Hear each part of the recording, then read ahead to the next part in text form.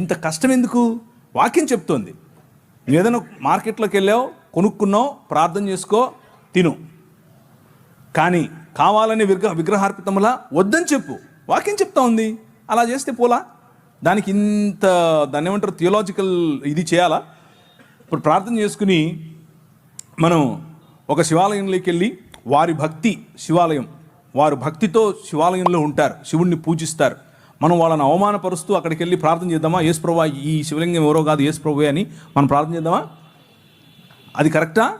అది వారిని అవమానించినట్లు, మన విశ్వాసాన్ని మనం చాటనట్లు. అలా చేయకూడదు. వీలైనంత వరకు నిక్కచ్చిగా ప్రార్థన చేసుకుని భోజనాన్నైనా దేన్నైనా మనం ప్రభు కోసం చేయాలి.